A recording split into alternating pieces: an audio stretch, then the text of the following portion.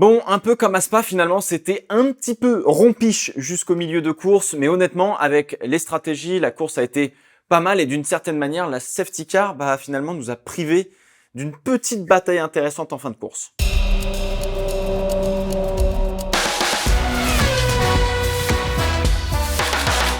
Salut tout le monde, bienvenue dans le Fast 5, 5 réactions sur le Grand Prix des Pays-Bas 2022 de Formule 1.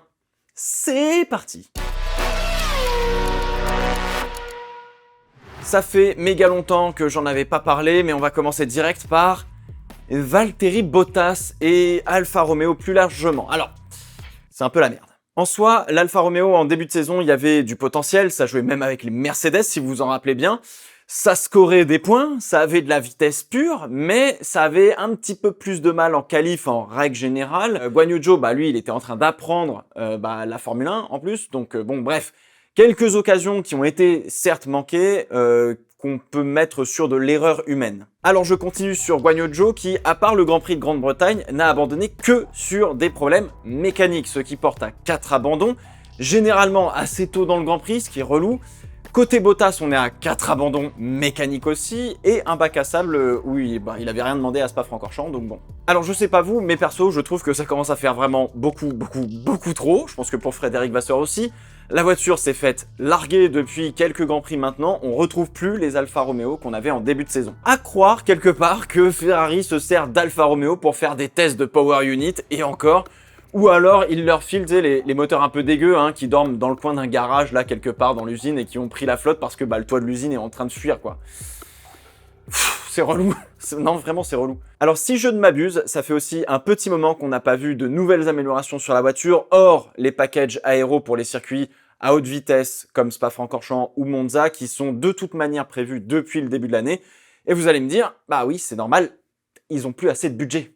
Eh oui. Oui, chez Alfa Romeo, comme chez d'autres équipes comme Williams, je suppose, on n'atteint pas le budget limité pour le moment, donc je suppose que ça se tourne gentiment vers 2023 depuis quelques temps. Mais du coup, c'est hyper frustrant de voir un potentiel, entre guillemets, qui arrive peu ou jamais à se transformer, surtout sur cette deuxième partie de saison. Alors heureusement, ça s'est quand même transformé parce qu'ils ont bien scoré en début d'année pour s'assurer quand même une belle marge d'avance sur Haas, AlphaTauri, Williams et Aston Martin. Car là, avec 7 grands prix restants, à moins d'une dinguerie, ils devraient garder leur P6 aux constructeurs, ce qui leur ferait pas de mal, on va être honnête, et ce serait leur meilleur résultat depuis 10 ans et l'époque Sauber en 2012. 2012. Alors quoi qu'il arrive, il y a un potentiel chez Alfa Romeo, la fiabilité a été vraiment horrible cette année, on verra ce que ça donnera avec Audi dans quelques années. Enfin, normalement ça devrait bien se passer quand même, j'espère, ce serait stylé. Bon, encore une fois, on peut souligner, ça va faire rager certains, une perf correcte de Lance Stroll sur ce week-end. Ça faisait longtemps qu'on n'en avait pas parlé. J'ai l'impression qu'on en a parlé il n'y a pas si longtemps. Bref, c'est un petit peu la même chose à chaque fois finalement. Quand il roule correctement, il n'est pas mauvais du tout. Franchement, ça fonctionne bien. Q3 avec une Aston Martin, problème mécanique qui l'empêche de rentrer un tour. En course, ça a été un petit peu plus complexe que ce qu'il n'y paraît, mais il met enfin une petite claque à Sébastien Vettel sur ce week-end. Quand d'habitude, c'est plutôt le quadruple champion du monde qui le rentre bien comme il faut, donc bon. D'ailleurs, c'est terrible parce que Vettel, s'il fait pas une erreur en Q1, il se retrouve probablement avec Stroll en Q3 et les Aston ont du coup les moyens de se défendre face, je sais pas moi, aux Alpines, etc. pour marquer quelques gros points qui leur feraient quand même pas mal de bien, quoi. Honnêtement, les Aston Martin avaient vraiment un très bon rythme pendant tout le week-end. Ils continuent d'apprendre à extraire le potentiel de leur voiture. Stratégiquement parlant, ils ont été un petit peu dans les choux, on va pas se le cacher, mais bon, qui pouvait prévoir que les hards allaient aussi bien fonctionner? Parce que là, c'est les pneus les plus durs de toute la gamme Pirelli, quoi. Vettel qui, d'ailleurs, fait plus la course avec Mick Schumacher, là, c'est la parade nuptiale, frérot, leur bataille. Alors, en soi, c'est joli d'être côte à côte comme ça, sachant que personne ne serait capable de tenir ces deux virages-là côte à côte comme ils l'ont fait, parce que là, bon, c'était quand même magnifique. Mais est-ce que, d'un certain côté, c'est pas un petit peu too much, je vous pose la question parce que j'avoue, moi, ma réaction à chaud, c'était ouah, quand même, ils sont très gentils tous les deux, quoi. Après, on va pas se mentir, sur un circuit serré comme ça et dépassé, même si on a confiance dans l'autre pilote, c'est jamais facile, mais ils sont gentils dans leur bataille, c'est mignon. Alors, petit point par petit point, ça gratte et ça revient très proche d'AlphaTauri. Et si As continue, bah ça joue large la P7 au championnat. En vrai, j'ai hâte de voir Fernando Alonso reprendre le flambeau pour voir en combien de temps ils vont réussir à se retrouver vers le haut de la grille. Mais force est de constater que Aston Martin cette année, ça a quand même fait des progrès, même si ça se voit pas forcément dans les résultats, il y a quand même des progrès. Bon alors je continue visiblement dans le midfield sur un autre pilote qui a pas eu de bol, ou même en règle générale cette saison ça a été plutôt compliqué, qui a pas forcément de bol, c'est Yuki Tsunoda. Ouais, le petit Yuki, en règle générale, il fait pas des mauvaises qualifs, hein. Il est plutôt pas trop mal puisque il est pour l'instant à une position moyenne de qualification de 10,40 sur la saison, ce qui est loin d'être mauvais. Mais alors en course, entre problèmes mécaniques, mauvaise stratégie, il a pas marqué de points depuis le Grand Prix d'Espagne. Soit une éternité. Et alors du coup c'est rageant parce qu'au final il a une position moyenne à l'arrivée des Grands Prix de 10,92, donc grosso modo 11e, donc il est tout juste le dindon de la farce à chaque fois, et du coup il marque très peu de points, alors qu'on a le sentiment de le voir quand même peut-être un petit cran au-dessus de Pierre Gasly sur toute la saison quoi. Alors oui, pas grand chose, il n'est pas non plus large devant Gasly, mais pour une deuxième saison, j'ai l'impression d'une redite de ce que subit d'une certaine manière Guanyu Zhou chez Alfa Romeo avec de la frustration, des casses mécaniques, etc., de pas pouvoir exploiter tout le potentiel de sa voiture, de son pilotage, etc. Donc c'est pas forcément la faute du pilote, j'allais dire. Du coup, on a eu droit à quand même un sacré bordel de la part de Yuki, problème de différentiel visiblement, ou en tout cas du train roulant arrière. Quand il sort des stands, en ligne droite, on voit le volant qui est complètement braqué, donc il y a un vrai problème. S'arrêter dans une zone ultra rapide, ok, il se gare là où il peut, repartir sur les consignes de l'ingénieur qui lui a... lui, il a rien d'anormal sur ses écrans, sur ses données, etc. Là, tu te dis, ça commence à être compliqué. Tout ça pour qu'on doive le ressangler. Bon, ça veut dire qu'il s'était un peu détaché, hein, visiblement. C'était arrivé à Leclerc en 2021, il me semble. On lui dit de repartir et l'ingé voit que là, maintenant, il y a un problème. On stoppe la voiture, très bien. Virtual safety car pour le plus grand plaisir de tous les spectateurs. Belle ironie, on adore. Bref, et alors comme si ça suffisait pas, il a toujours pas de contrat pour l'année prochaine. On parle de Colton Herta qui devrait être une question de jour pour arriver chez AlphaTauri pour 2023, à la place de Pierre Gasly qui partirait chez Alpine. Alors, vous me direz, du coup, Tsunoda, ça le met un petit peu à l'abri puisque Gasly s'en va. Oui et non, parce que derrière, en fait, on peut peut-être avoir, je sais pas moi, un Drugovic qui est en train de marcher sur la Formule 2, en attendant un jeune de la filière Red Bull qui, pour l'instant, en Formule 2, sont pas hyper convaincants. Donc, ce serait plutôt fin 2023 que le petit Yuki devrait commencer à s'inquiéter, quoi. Mais bon, vous le savez bien, avec Helmut Marko, on n'est jamais au bout de nos surprises. Mais j'espère que ça ira mieux pour Yuki, parce qu'en vrai, il y a un potentiel. Comme chez Alfa Romeo, c'est relou.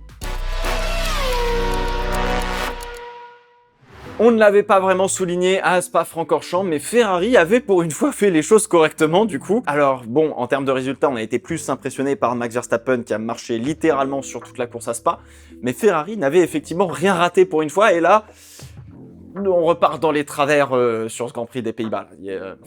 Merde. Bon alors globalement, la Ferrari n'a pas le rythme de la Red Bull, mais sur un circuit comme Zandvoort, l'écart est quand même bien plus resserré par rapport à Spa-Francorchamps, qui reste quand même peut-être une exception.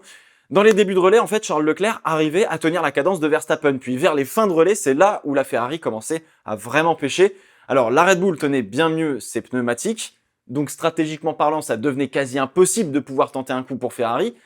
À part se faire gêner par les retardataires pour Verstappen, si Charles ne sortait pas en tête du premier virage, au départ, c'était un petit peu mort pour la suite, quoi. Alors du coup, ils se sont fait avoir par Tsunoda malgré eux, car ils venaient de repartir pour rentrer au stand. Donc on arrête Charles pour les hards qui ont l'air de bien fonctionner visiblement. Et derrière, boum, safety car, enfin virtual safety car.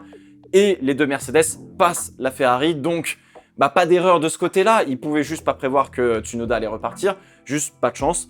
P3 à l'arrivée quand même, donc on s'en sort pas trop mal. Bon, pour Carlos, c'est une autre histoire. Si on fait le compte, il y a un arrêt de 12 secondes, car les pneus sont pas prêts, le pistolet est quasiment sur la fast lane, enquête pour avoir doublé sous drapeau jaune, unsafe release face à Fernando Alonso, bref. Ça fait beaucoup là, non? Le premier arrêt est catastrophique, c'est... J'ai pas les mots. L'ingé l'appelle entre l'avant-dernier et le dernier virage, rien n'est prêt. Le pistolet qui traîne, c'est inconcevable, vraiment. À Silverstone, quand je voyais les mécanos de chez Alpine s'entraîner, Mais alors les pistolets, ils sont bichonnés frérot, ils sont placés parfaitement à un endroit précis, au poil de cul près. Là t'as l'impression que les gars ils s'en battent les couilles du pistolet, c'est terrible, et en plus ça coûte une blinde ces merdes. Le dépassement sous drapeau jaune c'est un petit peu plus complexe, alors Carlos en fait il est à l'aspi, et au moment où il se décale, il entame sa manœuvre et il est concentré dessus, il voit le drapeau jaune quand il sort de l'aspi, grosso modo, mais a déjà dépassé Ocon, il ralentit quand même, on le voit ralentir, même en arrivant sur les lieux de l'incident. Alors en fait, quand vous êtes à l'aspi derrière une voiture, vous voyez absolument rien d'autre que la voiture devant. Hein. Quand vous décalez, vous êtes concentré sur pas vous accrocher avec le gars à côté, hein, que vous voulez dépasser.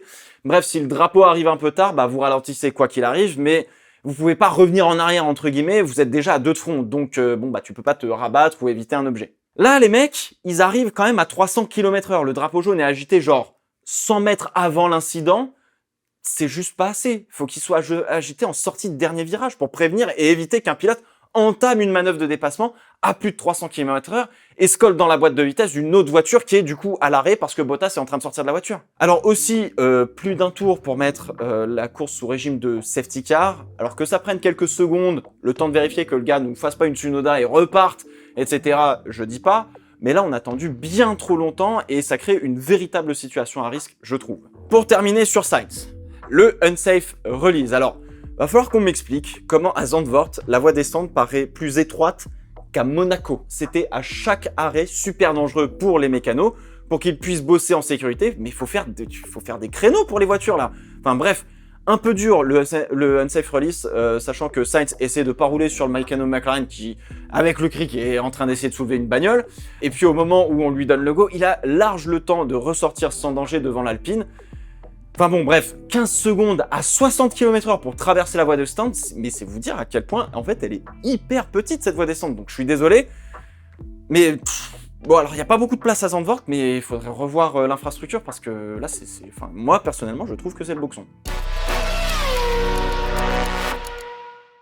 5e et dernière réaction, mesdames et messieurs, Mercedes pouvait-elle gagner son premier Grand Prix de la saison? Point d'interrogation, question. Samedi avant la qualif, oui, probablement. Alors, l'erreur de Pérez en qualif empêche les Mercedes de verrouiller probablement la P2 et la P3 minimum, donc fallait passer les Ferrari au départ, ce qu'ils n'ont pas réussi à faire. Petit accrochage quand même avec Sainz pour Lewis Hamilton.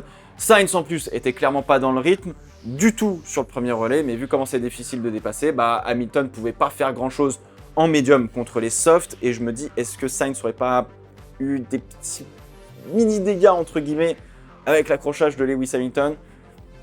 Je suis pas sûr. Je sais pas, mais je suis pas sûr. Alors, les hards ont fonctionné de manière absolument exceptionnelle pour les Mercedes sur une piste qui a pris de plus en plus de grip tout au long de la course.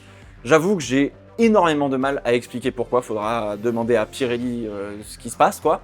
Ça voudrait dire que le pneu le plus dur de la gamme fonctionne parfaitement sur des températures pas trop chaudes, sur une piste qui est verte, donc assez glissante entre guillemets, avec beaucoup de saleté, de sable, etc.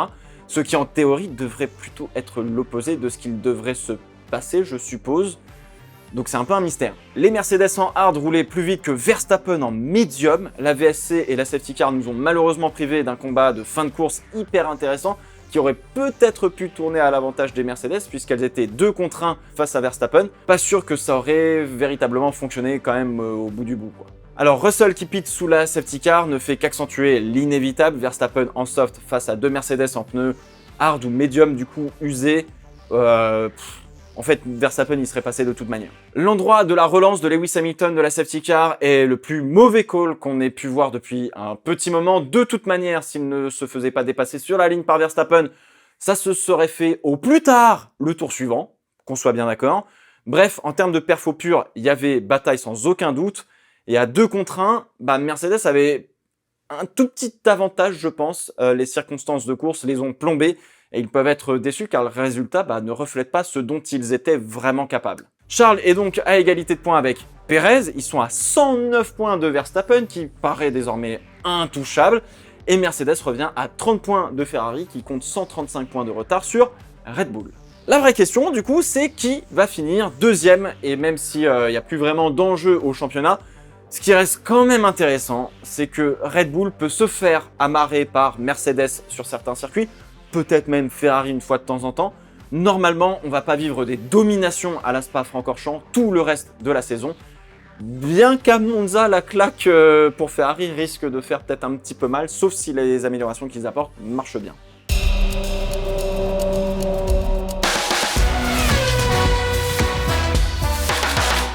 Bon allez, je vous laisse avec un petit bonus, évidemment il y avait de la F2 et de la F3. Ce week-end, bravo à Victor Martins qui se retrouve sur le podium de la Feature Race en FIA F3, reprend les commandes du championnat je crois juste devant Isaac Hadjar.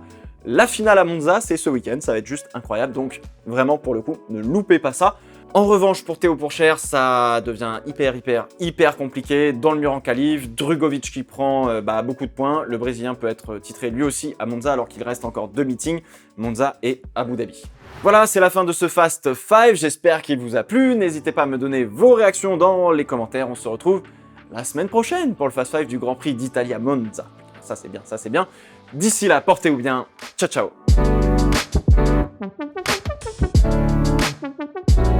Thank you.